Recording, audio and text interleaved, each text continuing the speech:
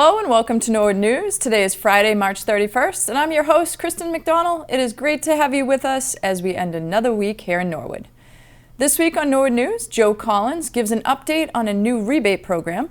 Carrie McCarthy updates us on the happenings at the Senior Center for April.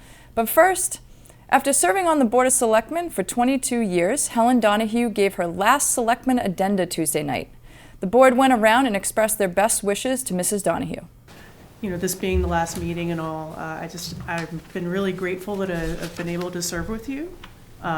Because that's, you can't predict, who you'll get to serve with necessarily, the way these things sort of ebb and flow. And I've been very fortunate to be able to serve with you. And just this last week, we were both at the Student Government Day. And you said something that I thought was very important to the students, which was you told them, if you've lived in Norwood for at least a year, then you have the right to call Norwood your home. And to me, when I think of Selectman Donahue, I think of home because, I only dream of being able to give that level of service to the Norwood community, so dedicated and just fully invested. And, so I was really glad to hear you talk to the students about the fact that, you make Norwood a community by participating, and I think that you've been the best example of that for them. So thank you. I just really wanted to thank you for your service.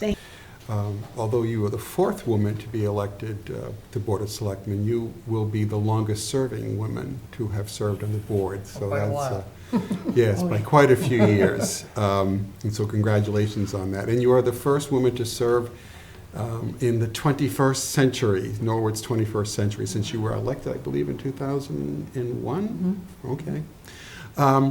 In addition to, I think one of the things I'll take from serving with you is not only your ability to remember the town's history and to put it in the right context so nicely at all our meetings. I also appreciate your advocacy, strong advocacy for the Norwood taxpayer and the ratepayer. You really should be given a lot of credit for that. And one of the things I will miss going forward is the dialogue that you have with the general manager regarding the annual water rates. That will be something I will miss entirely. But I wanted you to know that I have observed that, and I've learned a lot from you in my first year of being on the board. I wish you well. And I was very proud to have served with you, and I wish you all the best in the future. Mrs. Donahue, it's been a pleasure serving with you. Thank you. I was thinking about the things that I could say. I was fortunate enough to be on the same election cycle as you this last time, the first time for me. And it was a very strange time with COVID and the election being moved. And there was just a lot of new things going on. And I think I felt a relief because you had already done this job for a long time and done it really well. Thank you. And so I really appreciate just the even-keeledness that you brought back to the board. Thank you. And I think one of the things I'll always remember is that you, more often than anyone else I can think of, always have questions that no one else maybe would have come up with. And I think that reflects on, like Mrs. Cola-Maria was saying, your experience and your dedication to the town, and I think that will be really missed because you have such a unique perspective, and I've really enjoyed spending time with you. And we owe you and your family a lot, the community does. You've always treated people fairly. You've represented the town in admirable fashion in every way, at every event, wherever you've been. Perhaps more than anyone else, as I think Mr. Lane and others pointed out, you've stuck to your guns, to your beliefs. You've been willing to state them and state them strongly, even if you realized that you were in the minority. And that's a great service. That's a great service to the rest of the board because it makes us rethink our own positions. And even though we still may not change our position and agree with you, we're more convinced that we've made the right decision. And that's important for all of us to know that at the end of the day, we feel we did the right thing. And you've really contributed to that greatly with your willingness to be so open and forceful with your own opinions, no matter what they might be. You know, as I said before, provided very invaluable service to each of the 14 selectmen you've served with. I think they all would have admit that they benefited greatly from working with you on this board. And you were motivated to do, I believe, what was ever in the best interest of the community. You always thought about the community and what was going to be best, and you worked hard to preserve the values and traditions that are unique to Norwood, and that was been very important. And I'm extremely grateful personally for having had this opportunity, but more so for being able to develop a very close personal relationship over these years.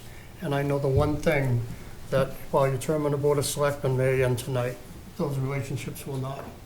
And I thank you very much for all your service. Thank you, Billy. Martha Calamaria, a Norwood volunteer and former Balch school teacher, also appeared at the meeting to read a letter to Helen to thank her on behalf of the town for all of her hard work over the years. Good evening. I've come tonight as a representative of the residents of Norwood to speak about a friend. A friend is a chum, a confidant, a kind, helpful, and compassionate supporter. That best describes the service given by our selectman, Helen. Helen is a walking diary of the history of Norwood and its residents. Mention any event in Norwood, and Helen was there helping, and she will instantly share an anecdote about it and give you the details and the highlights. We are very grateful to Helen for her dedication to the town and celebrating special anniversaries, just like her ancestors. A book entitled The Centennial History of Massachusetts Town, published in 1973, mentioned the dedication of the Neponset Street overpass, Route 95, to the late selectman, John A. Abdullah. We both taught at the Balch School, the best school in Norwood, and attended many events, including the dedication of the Balch Addition in memory of her father. Through the years, she has arranged transportation to the polls for anyone that would be unable to vote, and she continues to check on older residents to make sure their needs are met. Helen, continuing the long tradition of service to our community. Of all of her accomplishments, she will always be remembered for her efforts to have the Christmas decorations in South Norwood. When she asked for the lighting, she was told, "There are beautiful decorations now on the Common and uptown." Finally, there are beautiful Christmas lights in South Norwood too, thanks to her effort. As a 70-year resident of Norwood, I would like to express my appreciation to Helen for her dedicated service on the Board of Selectmen for so many years. Thank you, Helen. Thank you. Thank Mrs. you. Palmieri. Yeah. Selectman Donahue ended her 22-year run with the following words.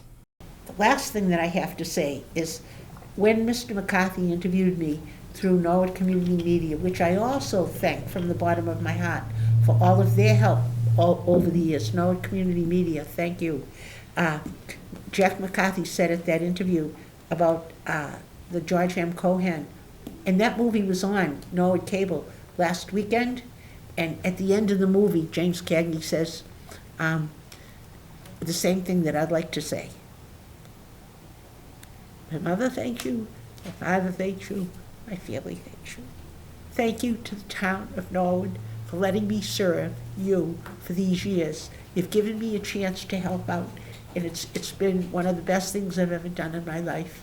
And I just want to say thank you, voters. Thank you, kind people, for letting me out. Thank you.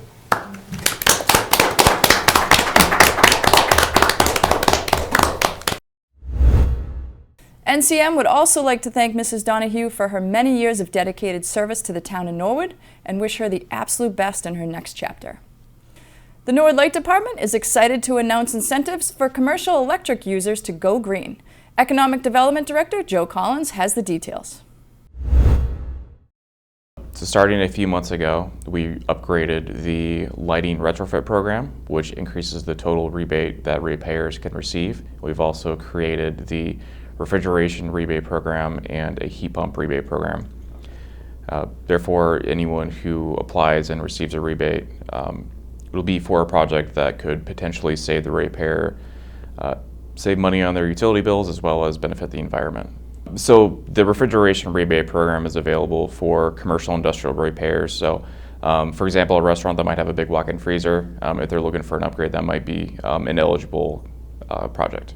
The Norwood Light Department partners with an organization named Energy New England. That organization administers much of the program on the Light Department's behalf. Anyone who would like to learn more about this program, they can log on to the Town of Norwood's website as well as the Norwood Light Department's website, or they can contact me. Just a reminder that this upcoming Monday, April 3rd, is the town-wide election. The 3 contested races are school committee, selectmen, and planning board. NCM will have live event coverage of the results starting at 8 p.m. when all the ballots are in. Coming up on Norwood News, Ron Marshalsea wraps up winter sports with the awards night as we head into spring sports.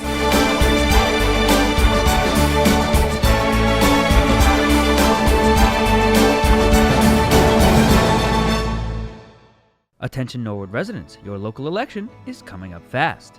The election is on April 3rd, and it includes voting for Board of Selectmen, Town Moderator, Board of Health, School Committee, Finance Commission, Constable, Library Board of Trustees, and Planning Board. If you want to find out who wins, NCM will be at the Town Hall reporting the results live, so tune in to our community channel at 8 o'clock on April 3rd. NCM caught up with Senior Center Director Carrie McCarthy to learn about what's in store for the month of April at the Senior Center. Hi there, Carrie McCarthy, the Director of the Norwood Senior Center with your April update. We're starting the month off on Monday, April 3rd with a SMART planning workshop. This is all about aging in place, and it will be at 1 o'clock on Monday, April 3rd. So please come join us. Then on Friday, April 14th, we are going to have a pizza and trivia lunch. The cost is $5. Just sign up at the front desk and come enjoy a fun afternoon of lunch and trivia. And then following that, on Tuesday, April 18th, APR Physical Therapy of Westwood will be coming in with a light lunch and a discussion on fall prevention. He will also go over tips on how to get up if you should have a fall. And then we have a spring workshop of making a beautiful spring wreath, and that is on April 19th at 11 o'clock. And then we will close out the month with Cheryl Fay, who is a historical performer, and she is going to come as Ruth Bader Ginsburg, and that is on Friday, April 21st at 1 p.m. We are also super excited that we will be having an evening event with Mark Resnick, who is an author who wrote a book called 10 Days with Dad. It is going to be on Thursday, April 27th at 6:30, and we encourage the whole entire community to come and get a little bit of education on what this gentleman went through when his dad was suffering Alzheimer's through the COVID pandemic. Thank you, and we hope to see you here. Now let's throw it over to Ron Marshalsea with sports. I'm Ron Marshalsea, and this is your Sports Update. This past Monday night, the Winter Sports Awards were held in the NHS Auditorium. Athletic Director John Longley had opening remarks recapping all the excellent things Mustang teams did, as well as thanking those who helped support Norwood athletics this past season. This was a very successful winter season again. We've had 3 or 4 really great winter seasons in a row, and this was truly a memorable one as well. We had a TVL championship team, 1 Elite 8 team, 4 Sweet 16 teams. We had 22 TVL All-Star Award winners, a TVL MVP, 1 sectional champion, 11 individuals competed in their state championship meets. We had an All-Scholastic and a TVL Coach of the Year. So congratulations to everybody on a great winter.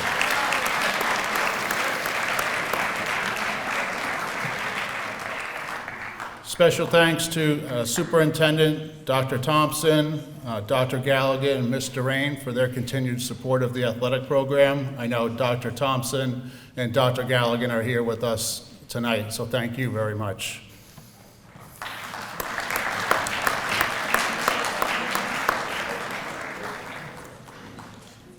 Thank you to our support staff, Mildred Maldonado, Anne-Marie Bussler, John O'Connor, Bob Barksdale, Kevin Conley, Kate Danner, Caitlin Nodebart, Ty Gonzalez, Mark Hoover, and Donna Brown for their efforts. You know, without their help behind the scenes, our programs don't run smoothly, so we truly appreciate all their help and hard work over the course of the winter season and all of the seasons. As usual, special thanks to Jack Tolman and NCM for covering our events and putting on tonight's highlight video.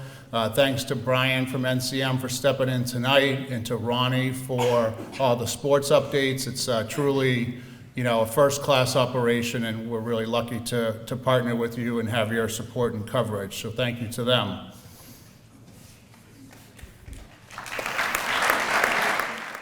Once again, congratulations to all the winter teams on a fantastic season. Thank you, John, for your kind words about NCM. We continue to value our partnership with the Norwood school system and Norwood sports. And it's almost time for the spring season to officially begin, with the baseball and softball teams' first games both being at Westwood at 3:45 on Tuesday, April 4th. The Deadwood boys lacrosse team will be playing Dover Sherborne Friday, March 31st at 4 p.m. at Dedham High School. Girls lacrosse will be playing next Monday, April 3rd at 5:15 away against Hopkinton. The boys tennis team faces off against Westwood Tuesday, April 4th away at 3:45. The girls tennis team will also face off against Westwood the 4th at 3:45, but at home. Both the boys and girls track teams will be going against Hopkinton at home Tuesday the 4th at 4 o'clock. And the boys volleyball team will start off their season against Norton Friday, March 31st at 4 o'clock at home.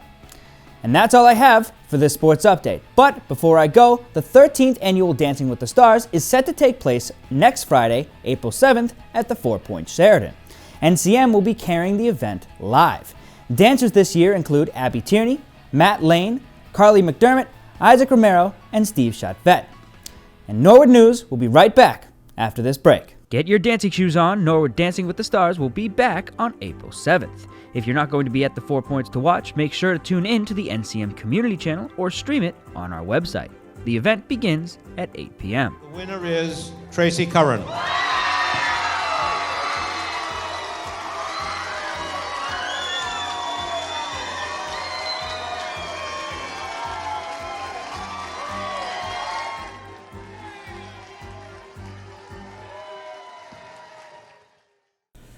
The Finance Commission met last Thursday with Superintendent of Schools Dr. Thompson, School Committee member Teresa Stewart, and School Business Manager Karen Sheridan to do an in-depth review of the school department budget.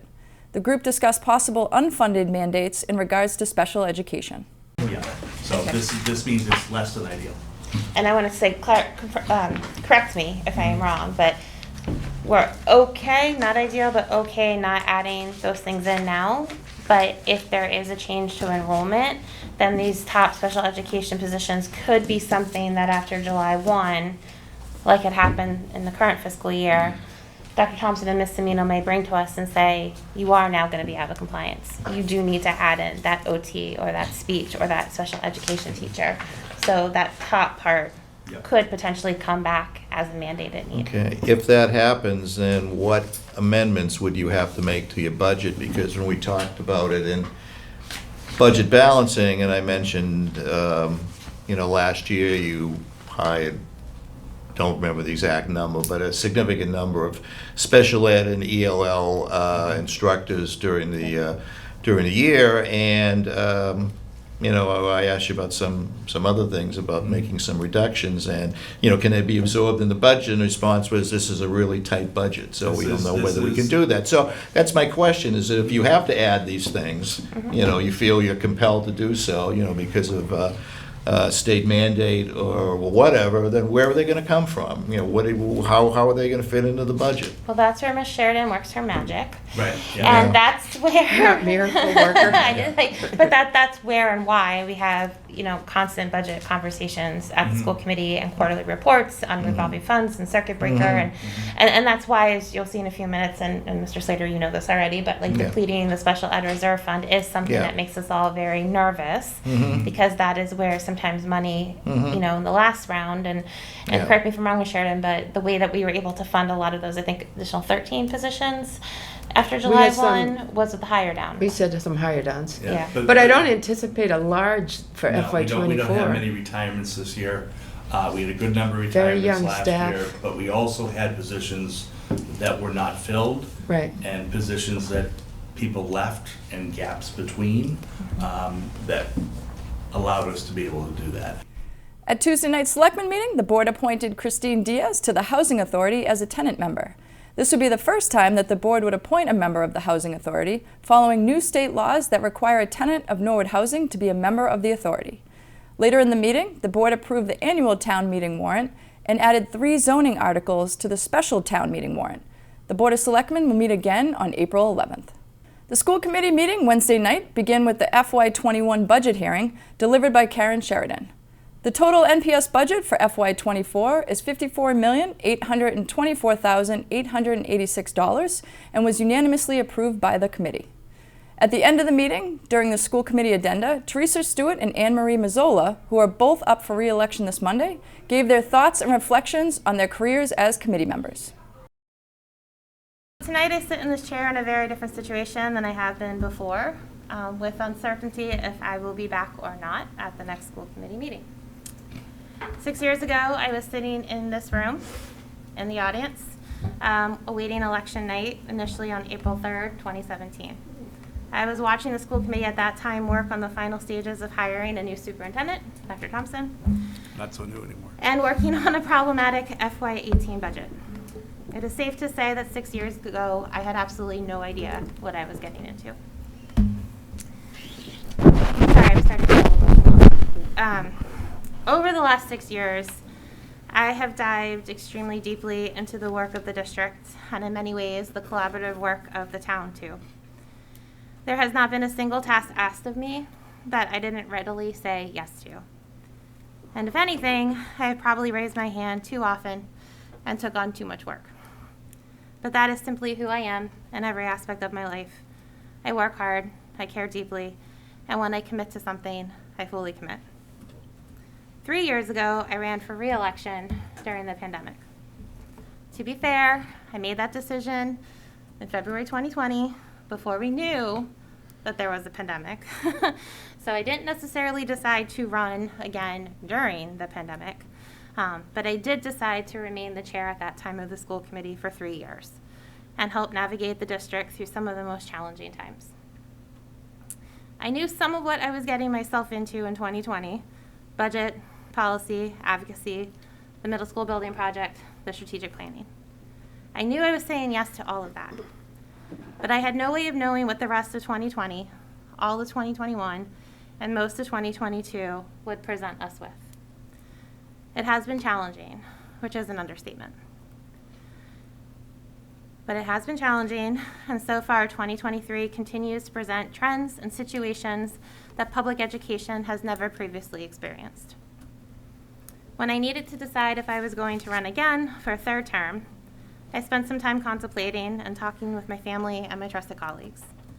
To be honest, there are pros and cons to being an elected official at the local level, and the impact of this work to my family is significant.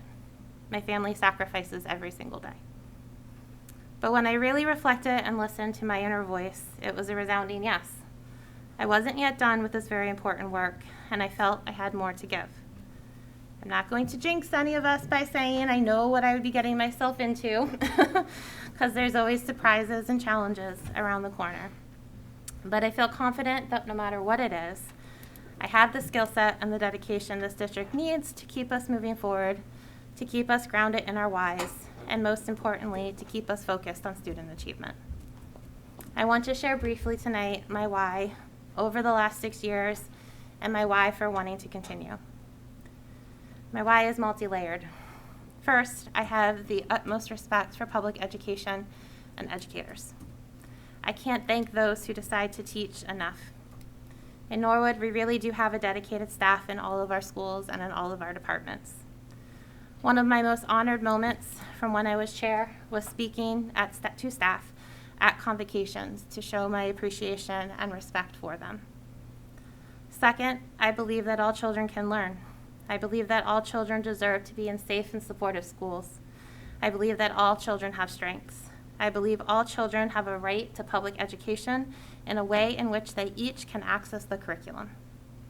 Lastly, Norwood is my home, and it has been since 2007. My children attend our schools. For the last 11 years, I have been a parent in this district. I care. I care deeply about what happens in our school and in our town. My father has always told me, do what's right and work hard for what you believe in. And my grandmothers, bless their souls, I miss them dearly, were models for me in what love in action looks like, not only for my family, but for my community. I've served for 6 years on the school committee, and I want to serve for 3 more. I am proud of the work I've invested so far, and I am confident I can continue to support our students, staff, and community. I thank all of the administrators, teachers, paraprofessionals, staff members who I've had the utmost privilege to work with over the last 6 years. I have so much respect for everybody in this room, my colleagues on the school committee. I truly hope to continue on in this role. I truly hope I'm still in this seat on April 12th. But regardless of what happens on April 3rd, you can guarantee that I'll continue to advocate on behalf of our schools and our students. So thank you. So I did not write anything, and I am usually brief, so this is why Teresa and I are quite good together. But I, as you all know, it could quite possibly be my last meeting as well. We don't know what is going to happen next week. I do certainly hope that I will be back after the April 3rd election. When I chose to run 3 years ago, I also did not know it was going to be a pandemic. It was quite the roller coaster. It was a decision I made not lightly, especially given the amount of work that needs to go into a committee like this. And then it was just made all the more special finding out the next month that schools were shut down. And elections were delayed, and it was just kind of a really crazy roller coaster. I spent my entire first year trying to learn school committee 100% remotely.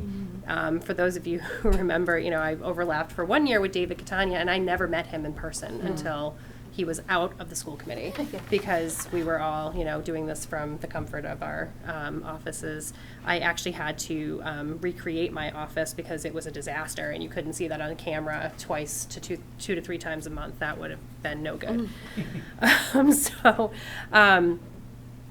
the work has been so rewarding. It has been something I really have enjoyed through all of its ups and downs. It was challenging in a way that, I really kept wanting to do more. I second Teresa's, comment about the sacrifices of our families. We both have full-time jobs. I joked, kind of half joked that when I came to this meeting before we started today that I literally got home from work 20 minutes ago. I did, peeled in on 2 wheels, dropped my work stuff at home, grabbed my school committee stuff, and came straight here. And kind of 2 ships passing in the night with my family. It is definitely a sacrifice that my family knows is worth it. They see it, they know it, and they fully support me going out and doing it. It has not been easy. There have been plenty of, grumpy, school committee again, because we really do have a lot of things that we take care of. There are a lot of subcommittees. There's a lot of background work. There's a lot of emails, a lot of meetings and phone calls and things like that. Do we ever all really know what we're getting into when we do something like this? But 3 years in, I feel like I'm really on a roll now, and I know what I'm doing, and I really want to continue to work for this district and to help move it forward and to make it the best district it can be not to play that card, but I was a student here.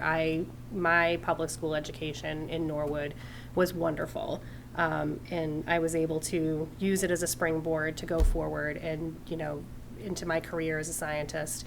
And I've had a very good career, and it's in no small part to the teachers, the educators, everybody that I met along the way in the Norwood public school system. And so I'd love to see what this becomes from the inside, not just from the outside looking in.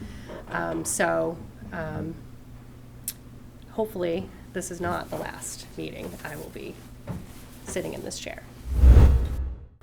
The next school committee meeting will take place on April 12th at the Callahan.